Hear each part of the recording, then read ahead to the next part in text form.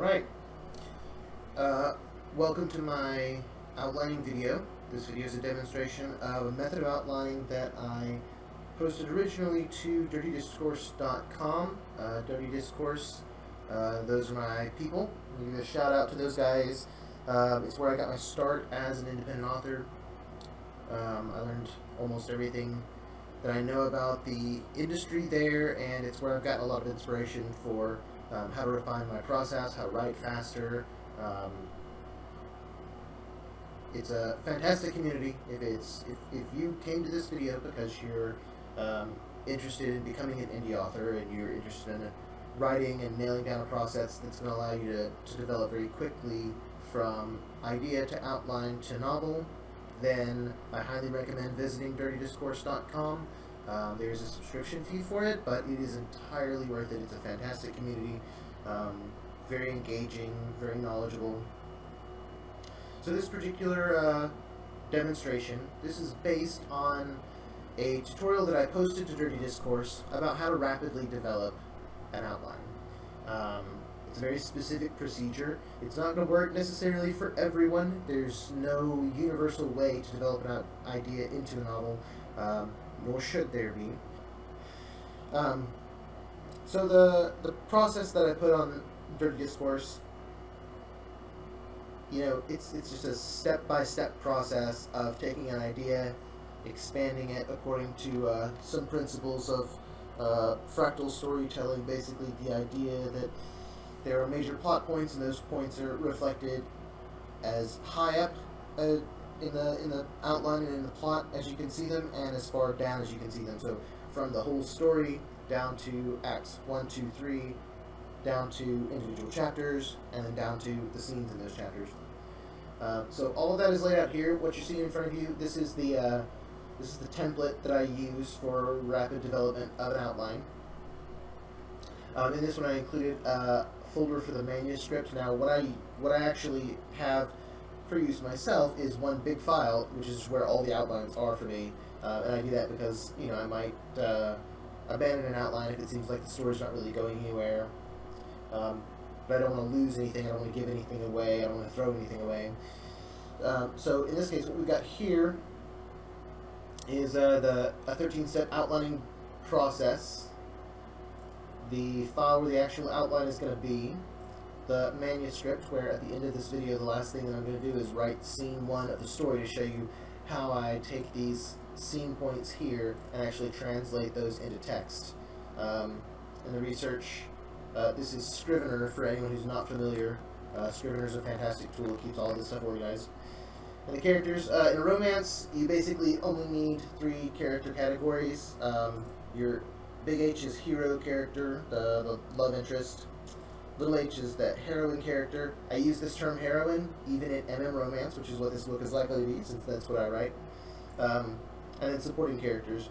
Supporting characters are everyone else. The reason these two get their own files in this particular template and in my system is because I do a lot more work on their character arc than I do on the supporting characters. The supporting characters sometimes get a little bit of an arc depending on what role they actually play in the story, that sort of thing.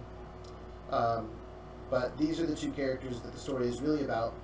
So I may do a couple of other videos like this about other genres, but this particular video is about rapidly outlining and developing a romance in particular. So each genre has got its own sort of bits and pieces that you've always got to keep in mind. In a romance, what you got to keep in mind is that the story itself is about 2 people falling in love. Every single romance is about 2 people falling in love. And what I mean by that, and the reason that I repeat it, is that a romance is not about 2 people who fall in love and then do something.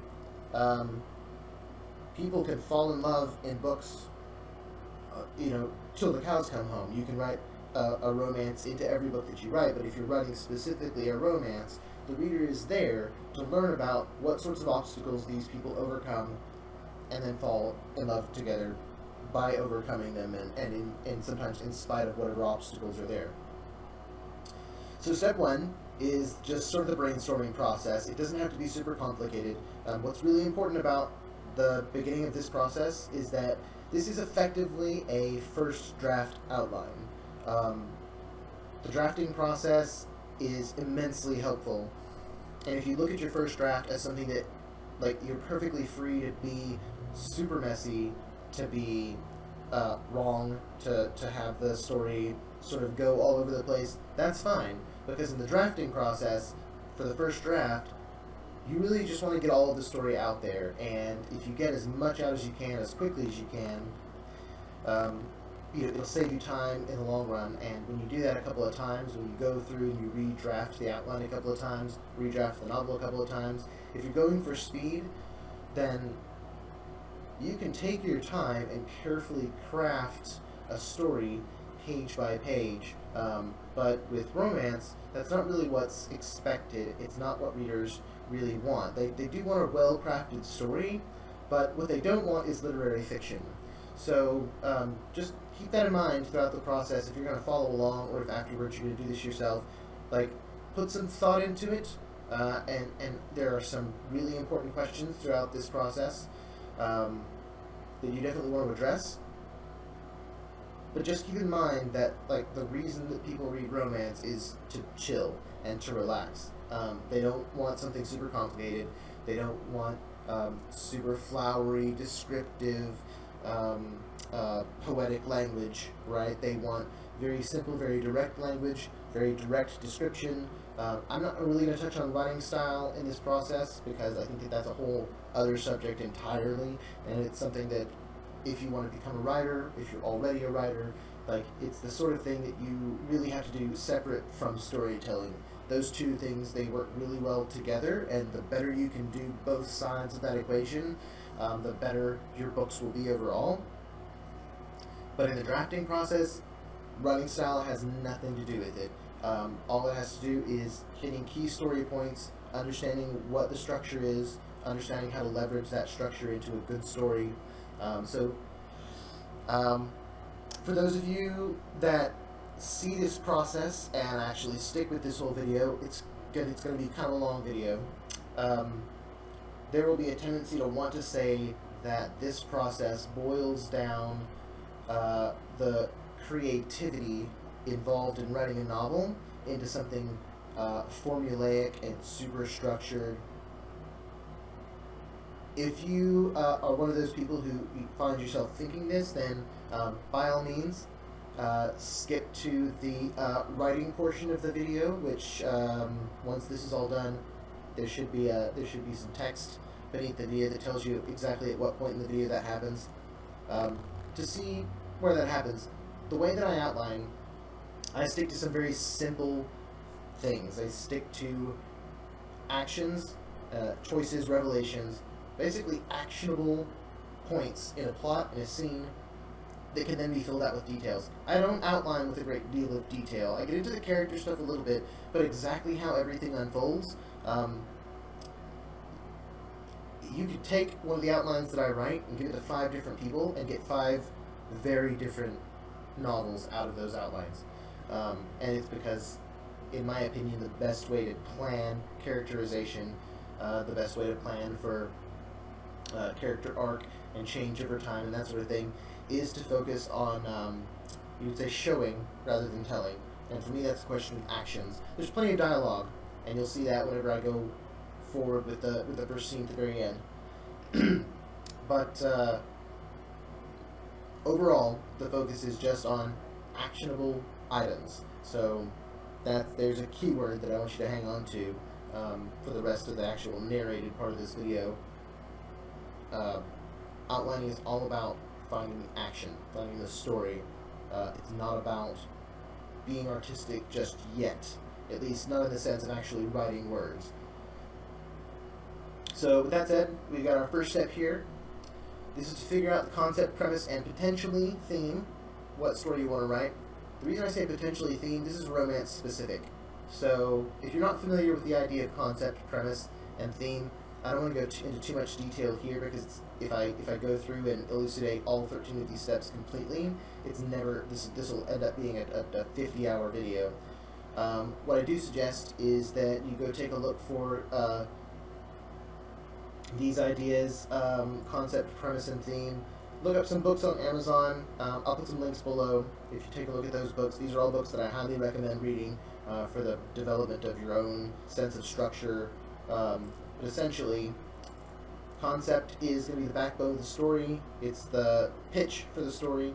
The premise is more or less what actually happens in the story, how that concept is realized, and then the theme is basically the message of the story. The reason I say potentially here is because in a romance, there are really only so many themes. You can certainly say a lot with romance, but like for instance, your concept is going to be fairly narrow in terms of the story itself. Like, all romances are about boy meets girl, girl meets boy, boy meets boy, girl meets girl, intersex person meets intersex person, or boy or girl, that whatever combination of people that meet each other, they meet each other and fall in love. Like, that's your highest, most vaguest concept for a romance, and they're always going to be the same. It's just going to be variations of that. A teacher and a student meet and fall in love. A cop and a criminal meet and fall in love.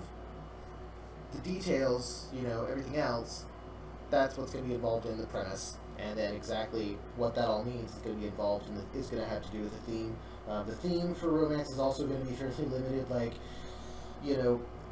it's sort of defined, like romances are more or less defined by their concept and by their theme. Like the theme, love conquers all, is present more or less in every romance. There's some additional stuff. You might look at your character's backstory and pull some additional thematic elements out of that. But really, writing a romance novel, most of the focus is going to be on the premise. What actually happens, right? So, in this process, there's some things that we want to make sure that we hit. We want to make sure that we know what's at stake for each character. We want to know why they should get together, what's the argument for their relationship, and we want to know why they shouldn't get together, what's the argument against their relationship. I highly recommend keeping these things visible and in front of you during the outlining process, so that they are things that you continually think about as you go through and outline your scenes, your chapters, and so on. Always, always, always, you want to keep in mind what's at stake for both characters. You want to know why they should and why they shouldn't get together, because those arguments, you have to make those arguments throughout the book, and you have to continually remember that there are stakes. So in our case, one thing that I haven't really written a lot of is bad boy romance. I ghostwrite, for those of you who don't know already. And I do write a lot of bad boy romance when I ghostwrite, but I've never yet gotten the chance to write a bad boy MM, or man and man, romance. So I think that's what I'm going to do. So, take a look here. I'm going to speed the video up for a second while I work through some of this stuff. So you can either watch that, or if you look down below the timestamp, or if I'm able to edit in some audio here, or some text or something like that, by all means, skip ahead, see how this all plays out.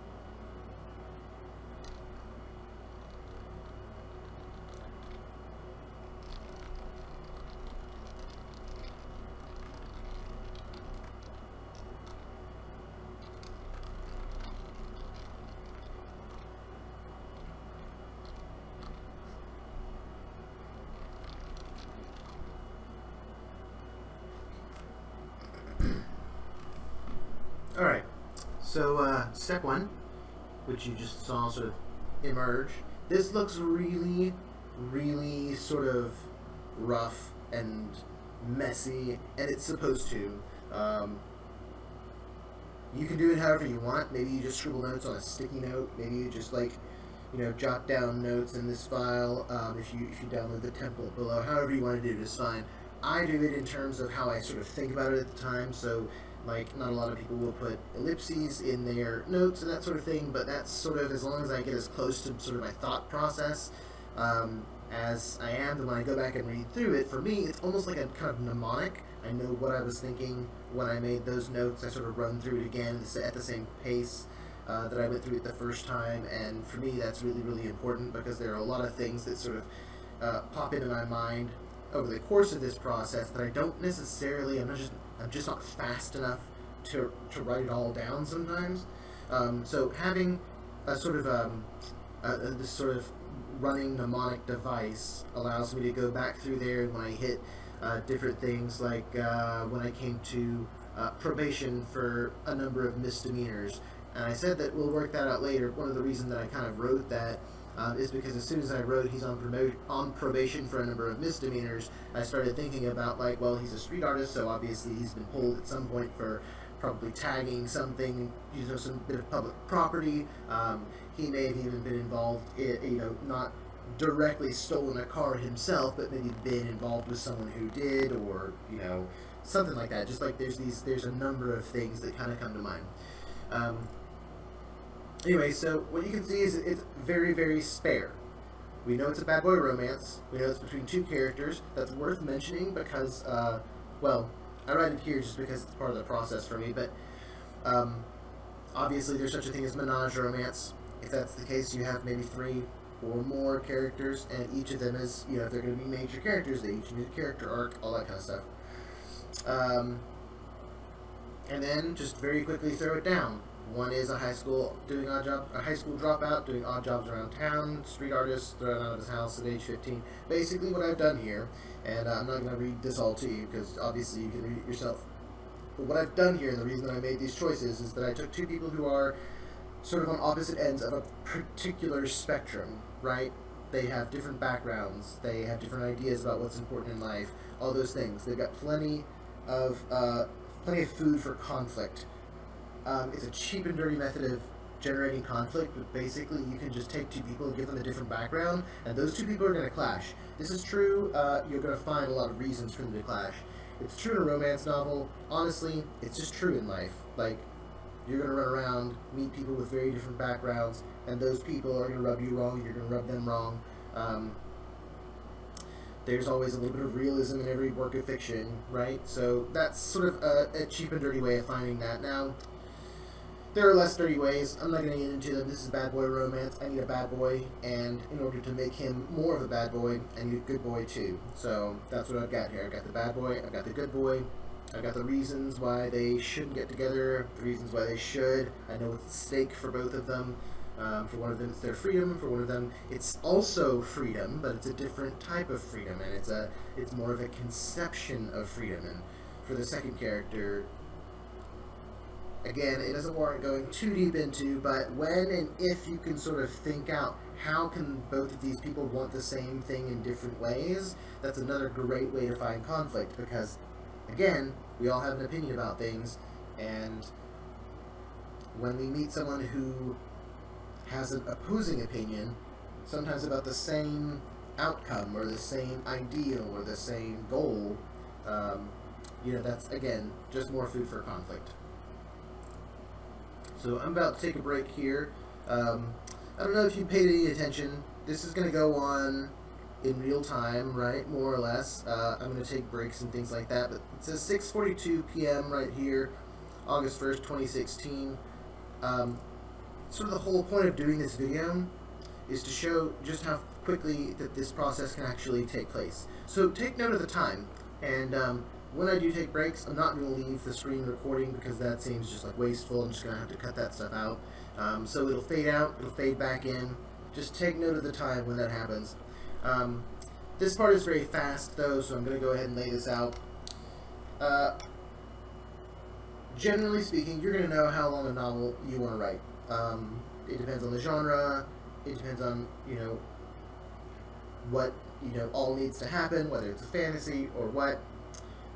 For romance novels, a really good baseline is about 60,000. Anything over that, I tend to write a little bit longer, so I'm going to go 70,000. So that's what I'm doing here is you take your total, you're going to plan your target length, right? So mine is going to be 70,000 words. That's a good sort of a short for a novel, but for example, the first Harry Potter book was 90,200 words, somewhere around, like roughly around there. It was in the 90s. It's because it was her first novel, and really they just won't publish your book if it's over a certain length. In fantasy, you've got some wiggle room there, but that's just an example of it. Like, so this novel will be approximately, roughly 20-something thousand words shorter than the first Harry Potter book, right?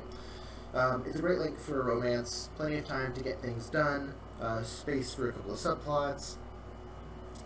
So knowing that is very, very important, because there are some plot points, there are beats in the story, and if you're looking at this as a reader instead of a writer, you may not realize this, but you have certain expectations from a book. You want certain things to happen at the middle, you want certain things to happen, throughout the course of the book to sort of remind you that there's an antagonistic force. You want to know roughly when the book is going to end. You want to sort of feel it coming. So all of that, that's all pacing, and that's all hitting the beats at the right time. Most people aren't aware of that, but the readers of genre fiction have very specific sort of unconscious expectations for the rhythm of a story, right? So this is stuff that all needs to be done ahead of time, because I need to know how many scenes I need to know where they fit into chapters, I need to know what specific scenes need to accomplish specific things over the course of the book. I'm basically, I'm putting out these major dots, and then I'm going to connect those dots later, right? So, 70,000 words. What I need to figure out next, really, is the length of each scene. So, for a super fast-paced, super action-packed, usually kind of short book, although I have a copy of Along Came a Spider here on my desk at work. It's got something like, let's see, 87 chapters, a lot of them under 1,000 words. This is a thriller, and it goes really, really, really fast. So at that length, you're going to think about your average. That means, when I say average, what I mean there is that you may have a scene that goes a lot longer than that needs to. You're going to have some scenes that are a little bit slower. But for purposes of planning the novel, you really want to pick an average and calculate these initial numbers based on that. Over the course of the story, you can shorten and lengthen things, and it'll all more or less land in the right place, right? When we say the midpoint at 50%, it's the middle of the book, right? It's the middle 5% or so. Like, as long as the midpoint falls in that area, you're fine. So when it comes to hitting these targets, you don't have to be spot on every single time. You just want to know roughly what you're aiming for.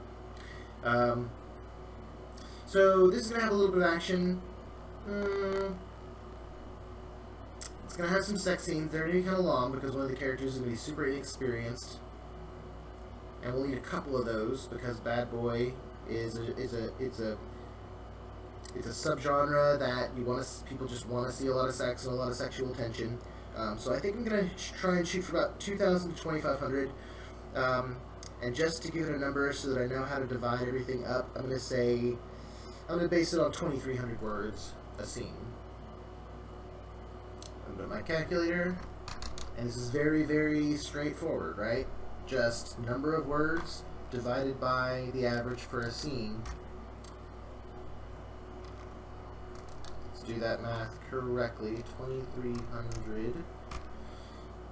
30, yeah, I did it correctly. 30 scenes. I'm going to round up to 31. There's a very good reason for this, is because if you have an odd number of scenes, it makes it really easy to place your midpoint, right? That means the midpoint's going to happen in scene 16. I know that right off the bat. So, 31 scenes. And if we're going to say 2,300 words, really we're talking 71,000. Let's go ahead and shoot then for a target of, let's shoot for, say, 2,200 words. Yeah, 68,200.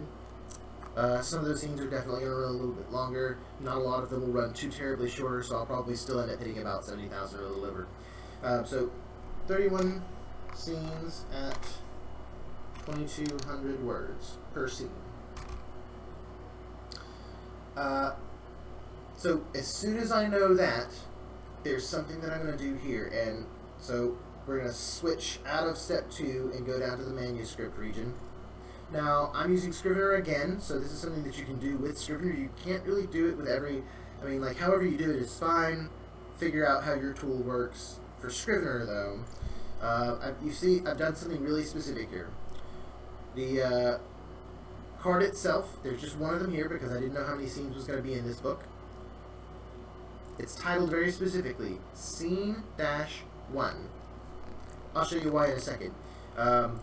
On the card itself, in the summary, if you double-click in these lines, you got the option for point of view, or, well, I put in point of view and summary. So when it comes to actually outlining the scenes, that's going to be like this. I'm going to say point of view, Austin, well, autism, Austin, summary, Austin wakes up and is late for class and decides to skip. Now, that's not actually going to be scene 1, I don't think. It might be. Who knows yet. But the point is, I've got that there so that while I'm writing, when you click on this card in Scrivener, you've got your writing space, and then out here, you've still got those notes. You've got your scene summary, and then you'll have your scene points. And that's something that if you're from Dirty Discourse and you're watching this video, you already know about. I'm going to show you how I use them inside Scrivener. If not, then just wait. That's something that we'll kind of get to later. Anyways, so I have 31 scenes. In Scrivener, what I can do, let's not copy all of this, because what I'm going to do is duplicate this card, and watch what happens. They're already numbered, right? Scene 1, Scene 2. If you don't use that dash right there, then, well, here. This is what happens and why you want that dash. Scene 1-1. It automatically adds a dash and then adds something else, which is fine if you're doing, chapters and you do chapter 1-1, chapter 1-2, and that's how you do your scenes. That's not how I do it, so I'm going to clear that out. For me, I generally do one scene per chapter. If they're two really short scenes, I'll mash them into a chapter. That's all pacing stuff that we'll talk about later. For now, a really easy way to get templates for all of the scenes. I've got my notes, I've got my synopsis, all of that will copy. I'm going to duplicate once, hold down Shift, click both of those, duplicate. Now I have 4. It continues to number them correctly. Duplicate, that'll make 8. Duplicate 8 to get 16.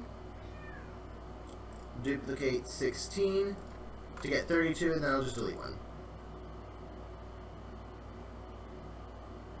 Not the fastest computer that I'm working on here. There, see? All numbered. These are big cards. I don't usually use them this big. They're this big just now so that ideally you can sort of see everything. I can kind of see everything kind of gets laid out. Actually, I am going to leave it that way for just a second because we're about to lay out our plot points. So 32 scenes. Again, I'm going to do 31. I can always add one later if I want to. I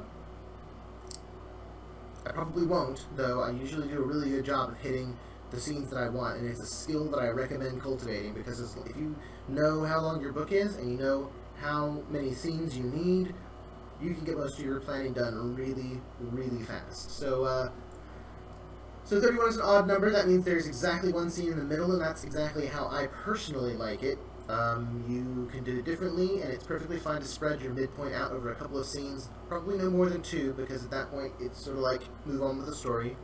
So the middle scene is going to be 16 precisely. And what I do is just go ahead and mark that midpoint. That's the first one that I mark. So your first plot point then, let's go back to step 2, I'll show you what I mean about this. So your first things you got leading up to your first plot point, you got disturbance and inciting incident. You want that as soon as possible, no later than to about 10 to 15% of the book. I skipped something here, so this is important. Figure out what the 1% of your total length is. It's super simple. Imagine that there's a decimal here. Sorry if it sounds like you should know this, but not everybody does. You just take that decimal and you move it over 2 spaces. 1% is 700 words. So that tells us, remember we've got an average of 2,200 words in a scene. So roughly 3 of those, so each scene is around 3%, which is right because 30 chapters, right? We want that to hit no later than about 10 to 15%. That means that our outside target for that is about 10,500 words divided by 2,200. That's the number of words, average words in a scene. 4. No later than about scene 4. You would think that you could round up there, but since we're calculating on the outside percentage, you really can't. We want to get to that by 4. The reason for that is that you need time to escalate from your inciting incident and from the disturbance, which is essentially kind of a foreshadowing. Not everybody includes a disturbance plot point, but I do. I just like to foreshadow the ending. We want to get that in around the next 10% after that. No later than about 25%, ideally at around 20% to just get the story started. We know that that's going to be there. So let's go ahead and set that up. The manuscript. So we need our inciting incident to be at about scene 3 or 4. That's pretty good. That's pretty perfect, because what we really want for the first few scenes is we're going to do 2 disturbance scenes. One for Austin and one for disturbance. It's a pretty classic move to open with the bad boy and something on his scene. I don't want to buck convention too terribly much, because bad boy readers, they really love their bad boy books. They read a million of them. So we're going to do this disturbance scene for Cable. And this one with Austin. Yeah, that's his name. It always takes me working with a story for a while before I start learning people's names and stuff. Let me go ahead and swell these up so you can see the full. Yeah, there we go. Okay, so I'm not going to go into too much detail on what this means, but basically, a lot of people will start their books off with 1 chapter for each of the main characters, and they will call this the Slice of Life chapter. The Slice of Life chapter is boring. If you're going to write romance, I highly recommend using the disturbance. This is where we get into that person's life, and we discover right away that something in their life is going wrong, or is about to go wrong. It's basically just saying, life is not necessarily peachy before these 2 meet. You're going to set up some subplots, and we're going to do all of this later, but you're going to set up subplots with these 2 scenes specifically. They're really important for that. We introduce some, supporting characters sometimes. You just sort of get the ball rolling and let everyone know, there's turbulence ahead. So these 2 scenes, super important. I'm going to do alternating point of view, which is something that's also really classic. So I know that every odd scene now is going to be Cable, every even scene is going to be Austin. Some will be probably split chapter, but I'm going to try and start out those odd and even scenes with each point of view. Now, at scene 31, that's an odd scene, so I'm probably going to end up thinking that I need to end this book on Cable's point of view. But I'm probably going to change that, and I already know that I want a super happy ending, so this is going to be the denouement.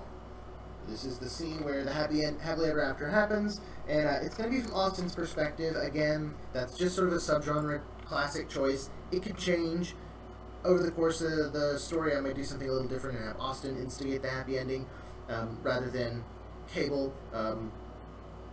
By saying that that's Austin's perspective, it means that it's sort of kind of Austin's happy ending, even though it's for both of them. Like if one of them is going to propose, for instance, it'll be Cable that proposes. So just knowing that how many scenes I've got, that's one of the things that helps with. I know that I need this one to be the inciting incident, and it's an even chapter. It'll be by Austin's perspective, which is perfect. He has the most to see this chaos come into his life, right?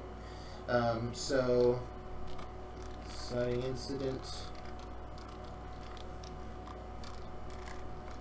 Austin, or I should put these here.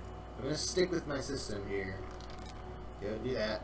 Part of the reason for this is that if you print out, you can actually export the whole outline just using the synopsis and the document notes in Scrivener. It's super useful to have that. I actually print it out and then sort of post it in front of me in big font. That way at any given time I can just like look up. I know it's a waste of paper, but I'm one of those people that need a lot of visual aids, and I only have one computer screen in front of me. So scene 3 will be a connective tissue scene. Connective tissue scene. I'll explain that later. So we got our inciting incident. Now we need to hit the first plot point at around 20 to 25%. Same thing as before. We're going to take the outside number, 25% times 2200. Nope. 700. 1% of the words times 25, 17.5. Divide that by our 2200 number. Around chapter 7. Again, don't round up. Don't start it in chapter 8, or then remember each chapter is roughly 3%. You're going to end up hitting your first plot point at around 30%, and that's too far in. You want to start it somewhere between 20 and 25%. So at chapter 7, that means that after the inciting incident,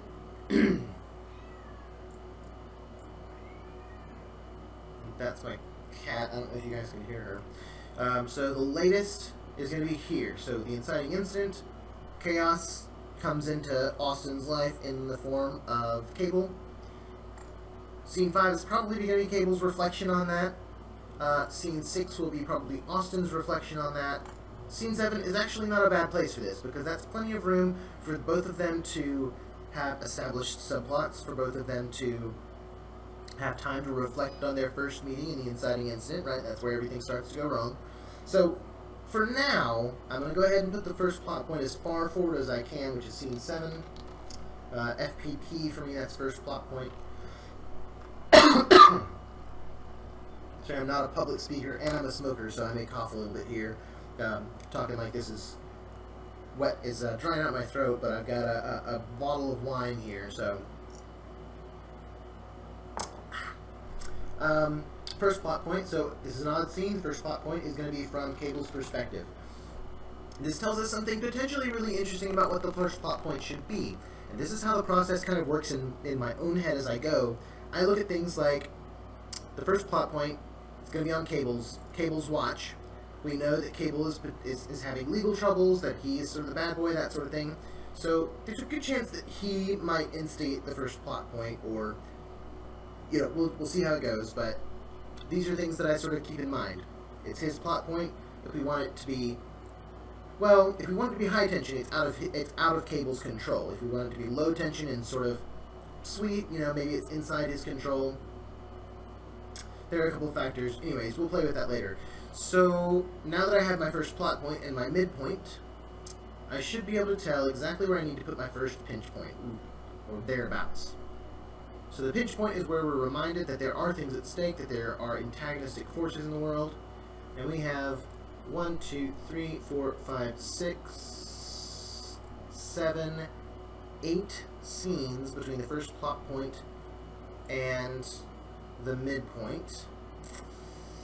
And that's not too terribly bad, but I do kind of like I do kind of like being able to land it precisely. So again, this may change, but for now, I'm going to go ahead and move the plot point here. Austin. And that might work out because Austin is the one who's going to have the more controlled life anyways. Doing the first plot point from his perspective, something that's out of his control but commits him to the story, along with Cable, that would probably be higher tension anyways, and that keeps me in my pattern of back and forth. So that tells us then we got 9 scenes in between. Yep, that's pretty even. So we know exactly where the second pinch point goes. All of this may seem like a lot of calculation for a creative work for a novel. I'd like to sort of point you towards other types of arts where this is the case. Think about if you're gonna, make a sculpture. Like, you're gonna know what kind of sculpture you want to make.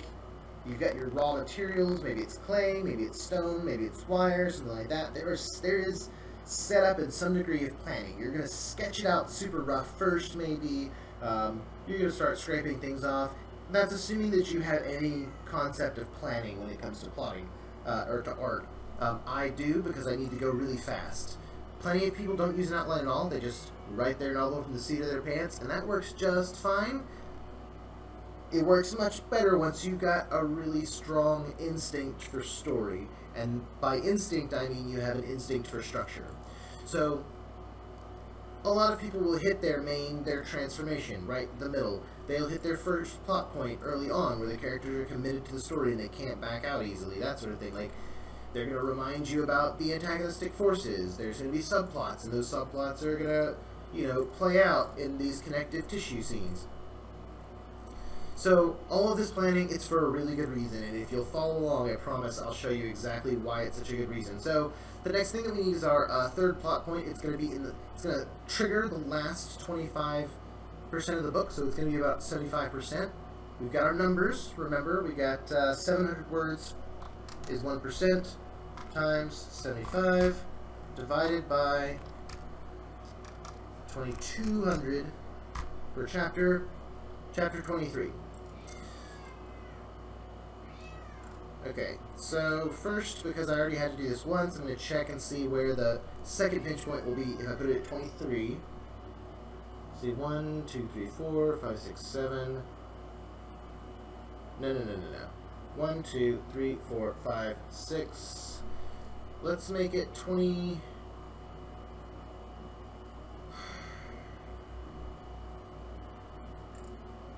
It's really close. Let's go ahead and make it 24. I can always stretch some of these later scenes out just a little bit. I'm doing that again just so that I can put the pinch point right in the middle. Although there is another good reason, and that's that, see this pinch point, see how that's scene 20, it's an even number? Earlier on, the first pinch point 1 is an odd one, that's a Cable chapter. This one is an Austin chapter. I'm not going to go, again, too far into it, but when you learn about pinch points, you'll know that they are places where the characters are challenged by the antagonistic forces around them in some way. In this case, in a romance, it's going to be a challenge to transformation. So in the first one, Cable is challenged to change, and he doesn't. In this one, Austin will already have been sort of made his midpoint transformation, and this is the point at which he'll be the one that is really challenged to see whether or not he's actually changed or willing to commit to that change. And in this case, it's the pinch point, so he will fail or otherwise make things worse for himself. Anyways, it's just good to be able to show those two contrasts, to be able to show both characters having their own pinch points and stuff. Scene 24. Scene 24. Good God. Just can't seem to click in the right spot.